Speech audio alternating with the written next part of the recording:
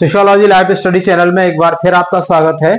और आज की क्लास का टॉपिक है जो पेपर कोड है आपका 32601, अर्थात जो समाजशास्त्र के विद्यार्थी हैं सेकंड सेमेस्टर के, उनका जो पेपर कोड है 32601 जो प्रैक्टिकल है उसका, और जो जिसका टॉपिक है writing skills development on topics of contemporary sociological importance.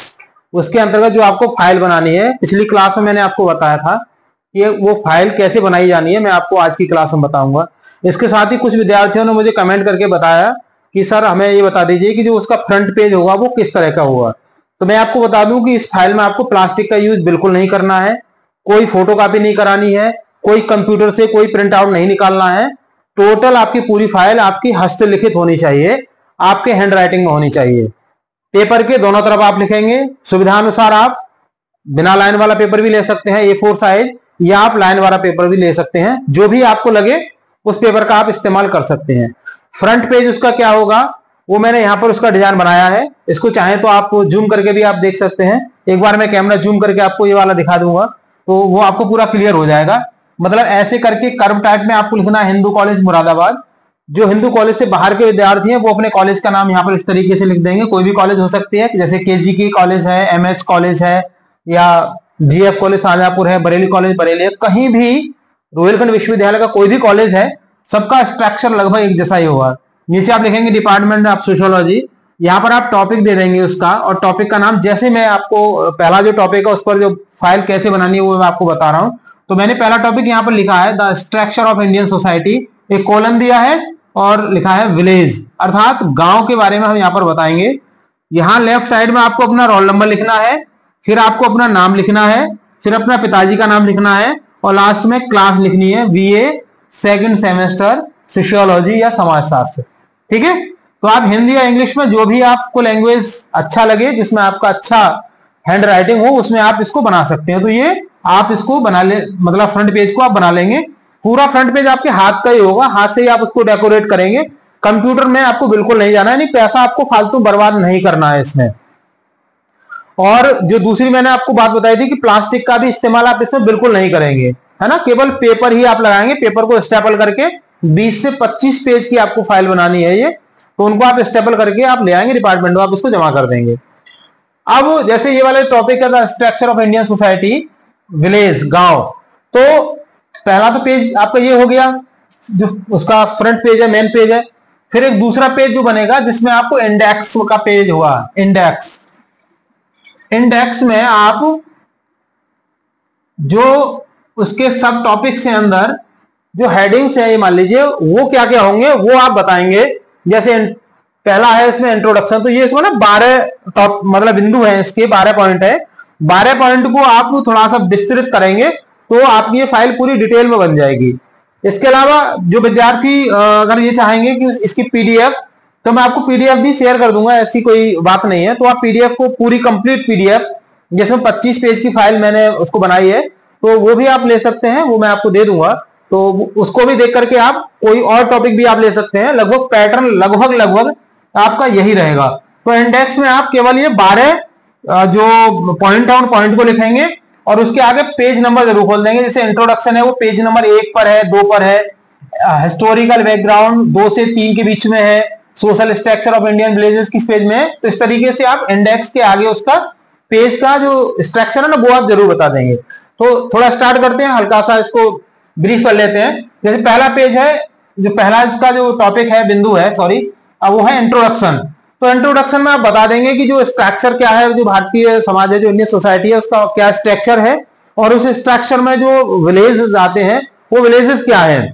दूसरा है इसका हिस्टोरिकल बैकग्राउंड ऑफ विलेज, अर्थात जो गांव है उनका ऐतिहासिक बैकग्राउंड है, हिस्टोरिकल बैकग्राउंड क्या है इसके बारे में डिटेल आप लिख देंगे। सिंगल पेज इनके बारे में आप लिखेंगे।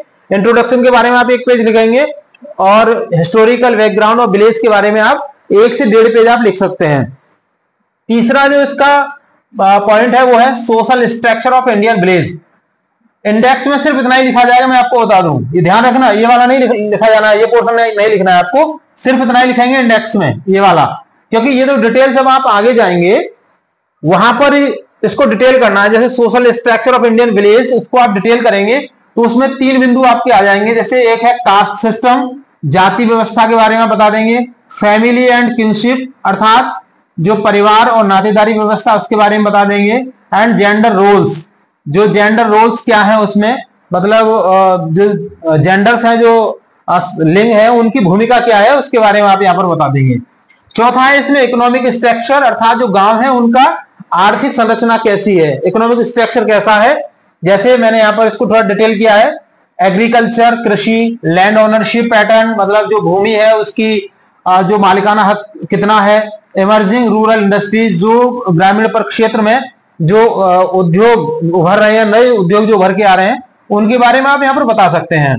पांचवा पॉइंट मैंने यहाँ पर दिया है पॉलिटिकल स्ट्रक्चर, जो गांव है उनका पॉलिटिकल स्ट्रक्चर किस प्रकार का है अर्थात उनका राजनीतिक संरचना किस प्रकार की है, जिसमें मैंने थोड़ा डिटेल यहाँ पर करने की कोशिश की है। जैसे पंचायती राज, इसके बारे में आप यहाँ पर बता सकते हैं।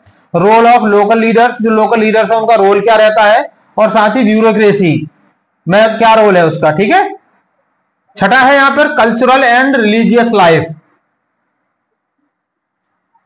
जो सांस्कृतिक और धार्मिक जीवन है गांव के लोगों का वो किस प्रकार का है। सब टॉपिक्स मैंने यहां पर इसको डिटेल किया है कि फेस्टिवल्स, इसमें आप बता सकते हैं कौन कौन से त्योहार गांव में मनाए जाते हैं, किस प्रकार के त्योहार हैं और उन त्योहारों की क्या उपादेयता है। कस्टम्स, जो वहां की प्रथाएं क्या क्या हैं, साथ ही बिलीफ, उन लोगों के धार्मिक विश्वास किस प्रकार के हैं। जैसे जैसे शहर के जो लोग हैं वो तकनीक में टेक्नोलॉजी में भरोसा करते हैं, इसी तरीके से जो गांव के लोगों में ज्यादातर जादू टोना में ज्यादा भरोसा करते हैं, ज्यादा विश्वास करते हैं। बहुत सारी बातें आप इसमें लिख सकते हैं जो गांव से कोरिलेट करती हैं। सातवां नंबर है इसमें एजुकेशन एंड लिटरेसी, शिक्षा क्या है, ठीक है, और वहां पर साक्षरता किस प्रकार की है, उसकी दर क्या है। इंपैक्ट ऑफ एजुकेशन, जो शिक्षा है उसका क्या इंपैक्ट है उन लोगों पर। साथ ही गवर्नमेंट और एनजीओ का क्या एफर्ट्स क्या है, शिक्षा का प्रचार प्रसार करने में गांव में जो गवर्नमेंट की स्कीम है वो क्या है, और साथ ही जो एनजीओ है तमाम, वो एनजीओ का क्या रोल है वहां पे। इसके अलावा अगला है हेल्थ एंड सैनिटेशन, उन लोगों की हेल्थ के बारे में भी आप यहाँ पे बता सकते हैं। नवा पॉइंट है इसमें मॉडर्नाइजेशन एंड चेंज, जो आधुनिकीकरण है और जो परिवर्तन है, अर्थात मॉडर्नाइजेशन के कारण, आधुनिकीकरण के कारण जो परिवर्तन गांव में आया है उसके बारे में आप 9वें नंबर जो बिंदु है उस पर आप बता सकते हैं।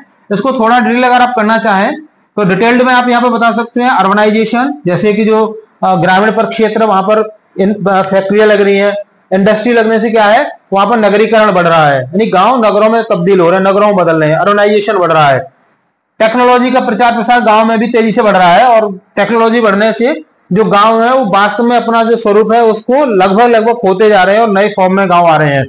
इस तरीके से माइग्रेशन, मतलब गांव से लोग पलायन कर रहे हैं नगरों की ओर, या ज्यादा कर रहे हैं या कम कर रहे हैं, पहले ज्यादा किया है या अब ज्यादा कर रहे हैं, क्या उसका कारण है। बहुत सारी बातें आप इसके बारे में यहाँ पर लिख सकते हैं। 10वें नंबर पर है challenges faced by Indian villages, गांव के लोग हैं वो कौन कौन सी समस्याओं का सामना कर रहे हैं, क्या क्या उनके सामने चैलेंजेस है, ये भी आप इसमें बता सकते हैं। जैसे पहला चैलेंज है मेरी नजर में पॉवर्टी, गरीबी है। दूसरा चैलेंज है कास्ट डिस्क्रिमिनेशन, अर्थात जो जातीय भेदभाव है। और तीसरा है इसमें इंफ्रास्ट्रक्चर। बाकी आप अपना खुद दिमाग लगाइए, जो आपको लगता है मुझसे बेहतर आप सोच सकते हैं, नए विद्यार्थी हैं, तो जो आपके दिमाग में आए कि क्या क्या चैलेंजेस है गांव में या गांव के लोगों के, तो उनको आप यहां पर डिफाइन कर सकते हैं, लिख सकते हैं। 11वें नंबर पर है केस स्टडी, अगर आपने किसी मतलब कोई केस स्टडी की है या किसी और बंदे ने, थर्ड पार्टी ने केस स्टडी की है, व्यक्तिगत अध्ययन किया है किसी भी गांव का, चाहे वो आपका उत्तर प्रदेश का है या उत्तर प्रदेश से बाहर का है या कहीं का भी कोई गांव है, तो उसका भी आप यहाँ पर एग्जाम्पल आप दे सकते हैं, उसके बारे में आप बता सकते हैं, ठीक है। और लास्ट में 12वां नंबर है कंक्लूजन, निष्कर्ष, इस पूरे का आप निष्कर्ष यहाँ पे लिख सकते हैं। सो मुझे लगता है आपकी समझ आ गया होगा। फिर भी अगर कहीं भी कोई अगर आपकी कोई क्वेरी है, कहीं कोई दिक्कत है आपके लिए, कुछ समझ नहीं आ रहा है, तो आप मुझे बता सकते हैं, कमेंट बॉक्स में लिख सकते हैं। मैं कोशिश करूंगा कि आपको वो सारी चीजें दोबारा से क्लियर कट करके समझा दी जाए। और अगली जो क्लासेस होगी वो मैं कोशिश करूंगा कि जो हिंदी मीडियम के विद्यार्थी हैं उनके लिए उसको हिंदी में मैं एक बना करके फाइल उसको समझा दूं। तो जो इसका फ्रंट पेज है वो लगभग सभी का एक जैसा ही रहेगा। आप इसको हिंदी में कर सकते हैं, जो मैंने इंग्लिश में लिखा है वो आपकी सुविधा अनुसार। So thank you for joining to me. और विशेष कि अगर आप चैनल पर नए हैं तो सब्सक्राइब आप उसको जरूर कर लीजिएगा। वीडियो पसंद आए लाइक शेयर कीजिएगा उन विद्यार्थियों के लिए जो हमारे हिंदू कॉलेज से बाहर के विद्यार्थी हैं और उनको आप ही की तरह जरूरत है। मिलते हैं अगली क्लास में, तब तक के लिए जय हिंद।